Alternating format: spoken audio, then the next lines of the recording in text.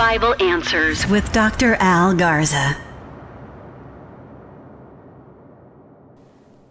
All right, welcome back to Bible Answers Unfiltered. I am your host, Dr. Al Garza.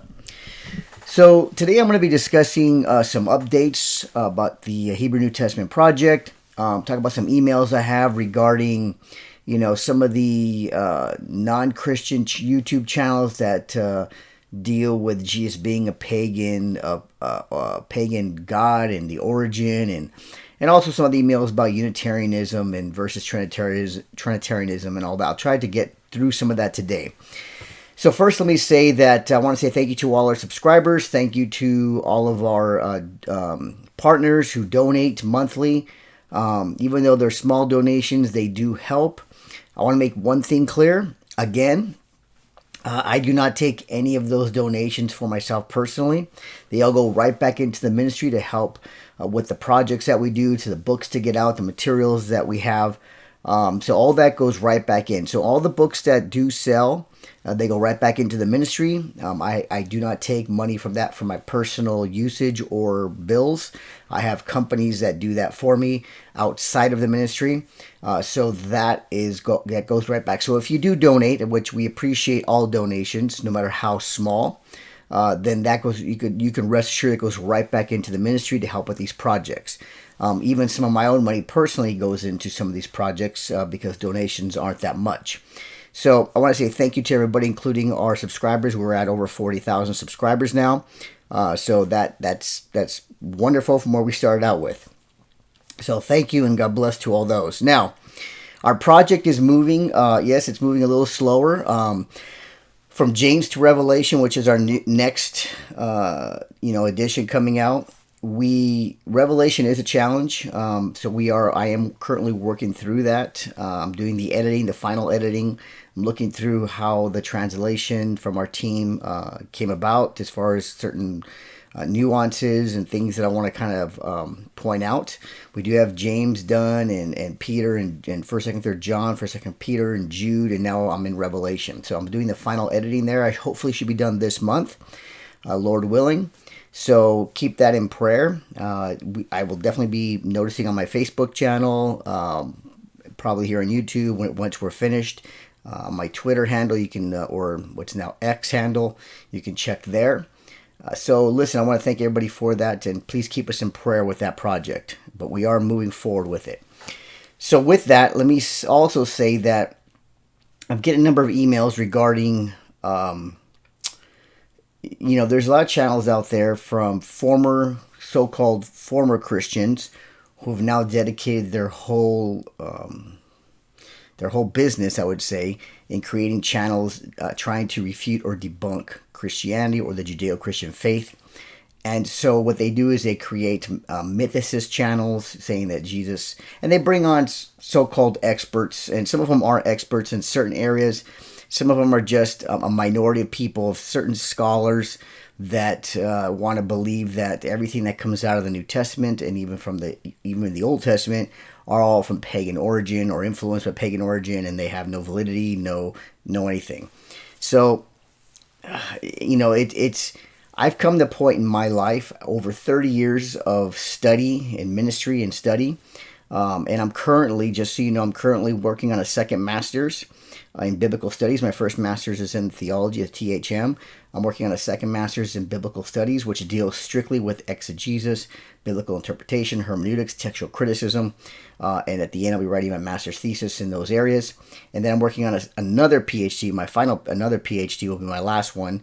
And it's a PhD research where I'm just researching and writing out my doctoral dissertation on the language of the New Testament, or actually it's the search for the language of the New Testament in the Second Temple period, in connection with the work that I'm doing with the Hebrew Testament translation project and the language that would have been spoken as well of Jesus and the apostles. So that I'm working on as well. So when I'm done with my master's next year, and I wrote my thesis on that, then I'll move into my PhD program research, where I'll be, which I've already kind of started, which is researching, putting together, writing out my dissertation.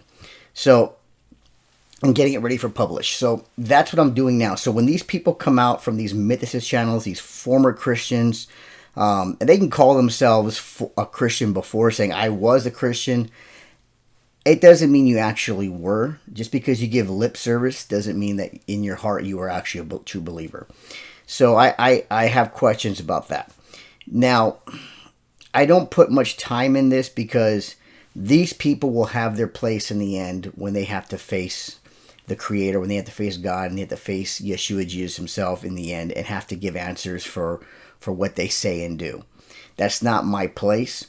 I think a great passage in the New Testament when Paul was dealing with somebody within the assembly, the congregation, and the gathering, what we call the church, when somebody was committing a sin that even the non-believers don't commit. I believe he was sleeping with his stepmother.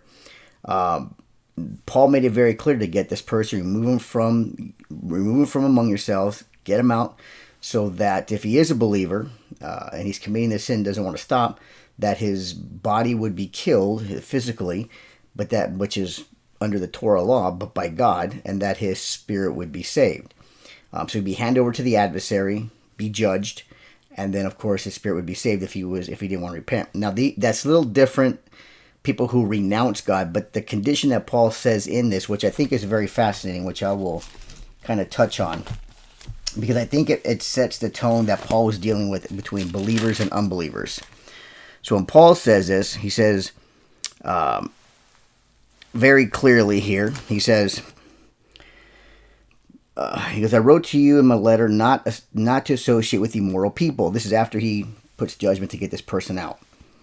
He says, I did not at all mean with the immoral people of this world, or with the covetous or swindlers or idolaters, for then you would have to go out of the world.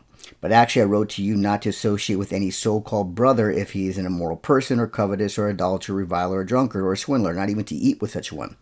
For what have I to do with judging outsiders? Do you not judge those who are within? But those who are outside, God judges. Remove the wicked man from among yourselves. So, when you have someone, even a so-called brother, who's committing sin, we're not to associate with them, eat with them, and we have to do that without people out of the world. But when it comes to judging, God will judge the outsiders, those unbelievers, and we will judge within.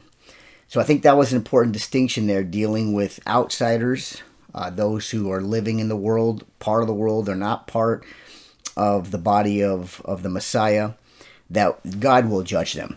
So these men who claim to be Christians or were Christians in the past, now they renounce God and they're either atheists or agnostics, God will judge them. So I think that's important. So I don't really do debates with these people because it's pointless. They just want to be able to, get attention for themselves. It's very godlike for themselves because they have no more accountability. A lot of them will say, oh, I feel so relieved now that I've left the religion and Christianity because now I feel free. Free to what? Free to do whatever you want? Free to be your own God? It's a very selfish thing for yourself, but in the end, you will be held accountable, period.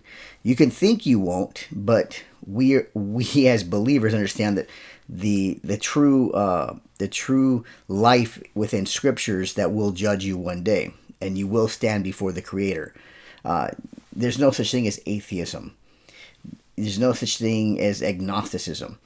There is a God who created all things, who brought these things into order, what we have today, and He has revealed Himself through His Word. And He used men to do it. He appeared to them in the Old Testament. He moved in their lives. He directed them. And you can reject all that, but you will one day have to face Him and give an answer, and you will be judged for it. So I'm not concerned with all that with these people. They will one day have to face this reality. Whatever they think, there's a lot of atheistic scholars out there trying to do the same thing, and a lot of layman people who try to invite these people on to give them their status of approval of, look it, I have a scholar on refuting Christianity. I have Bart Ehrman on talking about how the Bible is corrupt and we don't know what it says. That's fine. You can bring all the people you want. In the end, you're going to see. Because in the end, and here's the thing is, I don't know why they dedicate their lives for this, because if it's doesn't mean anything, if it's all, pagan origin, fake stories, legends, myths, then why do you dedicate your life to refuting it? People who believe in it, people put their life in it, they do it for the good of themselves, their family, for the world, to do good, to want to serve and believe and worship the living God, and only improve life for others and help others. Why would you want that to stop? So they can, so you don't have to feel guilty for the things you do?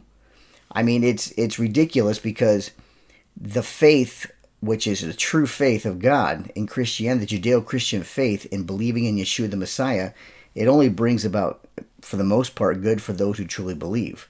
In the sense that we want to do good for others, we want to do good for society and people, our families, our children. We want to love. Love is the ultimate purpose of all this, to love one another as He loved us, and we want to show that love. Why would you care if it's so fake and myth? Why would you care and try to refute it? It's a waste of time. It's a waste of your life, unless you want to, again, you have to, want to get validation for yourself. Because basically what you're doing is you're making yourself your own God. Because you're held accountable to nobody but yourself. So you say, well, I'm an atheist and I don't do those things. I don't commit murders and all that. Yeah, well, again, your standard of judgment is yourself. Therefore, you're your own God. That's the bottom line. However you want to define God, you are your own God, because you make your own decisions and you live your life the way you want. And it's all about you. Whether it's good or bad, it's on you. And when you die, you think, I'll just die and that's it. I don't have to, there's no accountability. So if I did something wrong, oh well. If I can apologize, oh well. If I don't, I don't. That's the mindset. And it's a worldly, selfish, godly, self-godly mindset. And that's fine. But like I said, in the end, they will have to face the one and true living God. Now, with that, let me move into the point that I get to, again, I have a number of followers who are Unitarians as well, who reject the Trinity, and I see this in a lot of their posts, and they also leave comments on some of my posts that I have. So again, with Unitarians, it's a whole different thing. You have some very few Unitarian scholars out there who subscribe to the Unitarian faith. And I'm not talking about, Jews who reject Jesus in the New Testament. I'm referring to actual Unitarians who believe in the New Testament. Jesus is a Messiah, but He's not divine. He didn't pre-exist. So one of the things I want to talk about briefly is the difference between eisegesis and exegesis. When we talk about eisegesis, we talk about those who read into the text what they want it to say. And of course, exegesis is to read the text as it says and to take out what it means without putting your own interpretation in there. Now that's a little different than having to explain a verse for someone who doesn't understand. If you don't understand the historical context, backdrop, or background, first century Judaism, Pharisees, the ideas which surrounds the writings, the Jewish mindset of that time, what was going on, then you have to explain that. That's not eisegesis. That's explaining or teaching something that someone's not familiar with when it comes to the cultural background of the New Testament or even the Hebrew Scriptures of the Old. So, for those Unitarians, when I say they do eisegete, what I'm saying is what they do is they will take a passage that could be clearly points towards Trinitarian. If Jesus says, I have come down from heaven, and the context, of course, is explaining and dealing with who He is, and they will try to explain, well, Jesus didn't literally come down from heaven. That does not... Okay, now that's an eisegete. Now you're eisegesis. Now you're trying to explain what the passage, what it doesn't say. Now, if I take it from face value, says Jesus says, I have come down from heaven, then I'm going to take it as it is, because it connects well with what John says, that He was in John 1:1 and other passages with Paul, that He existed in the form, in the past, exists in the form, all these things. Then I take it as what he says. But Unitarians will have to try to explain. They try to explain and remove all the understanding of the plural appearances of God in the Hebrew Scriptures, the plural pronouns of God in the Old Testament. They try to dismiss all that as if it doesn't exist. They don't deal with them. They like to eisegete them because they have to explain them somehow. So they'll read it and then they'll give their interpretation rather than just saying, this is what the text says, like, love it or hate it or love it or hate it, they say. That's what it says. So take it at face value. Now, with Trinitarians, some Trinitarians who don't fully understand the Scriptures completely, and I got to say there are a lot of them who just, They believe the Trinity. They have some Trinity go-to verses, but they don't fully understand the Hebrew language or in the Greek or the Aramaic where you can build on that. So they have a hard time answering certain questions, so sometimes they'll get into eisegete as well. It's very important to stay with the exegete of what the text says. It says it right there. Now, if you want to get into interpretations of how Jews understood it, we can do that all day long. But I'm not going to reinterpret the verse to eisegete it to fit my theology. So if the text says something, then that's what it says. For example, I've always debated Genesis 18 as being Trinitarian, where it says that the Lord appeared, Yod-Heh-Vav, the divine appeared, he appeared. Abraham saw three men, went and bowed down to them to greet them and called them Adonai, my Lord, which is the divine name.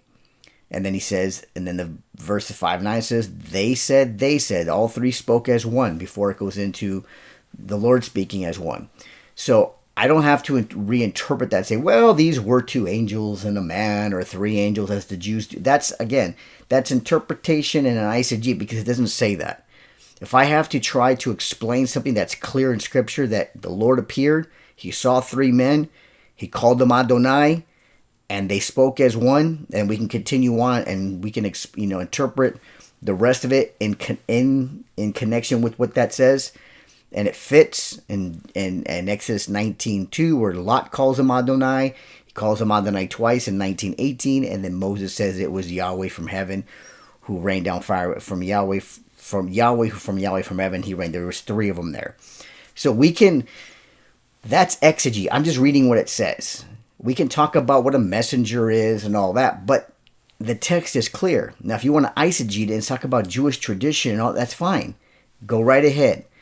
That's your right to do that, but I'm just reading what the text says. So there's things like that where the text is clear, where God is called in the plural form. He's addressed in the plural form.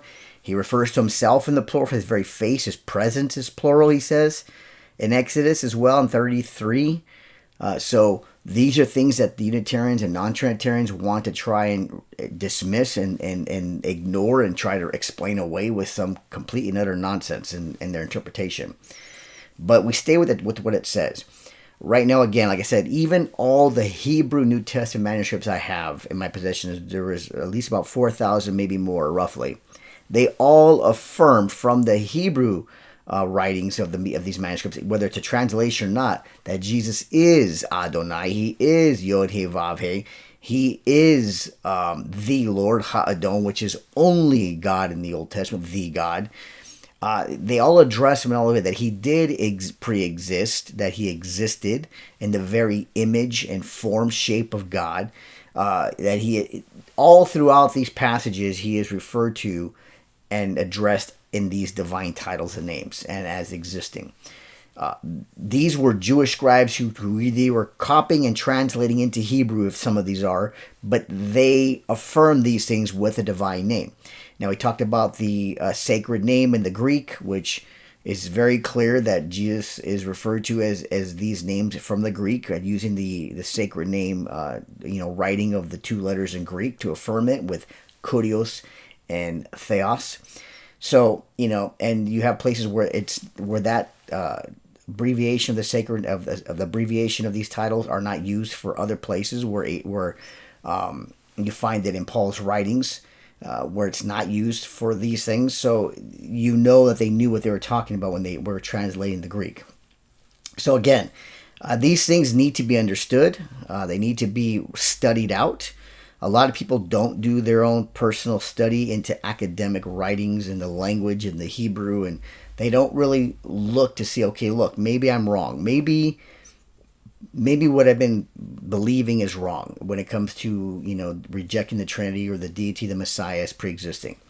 Instead, they want to double down on it and try to either reinterpret or eisegete the passage their way.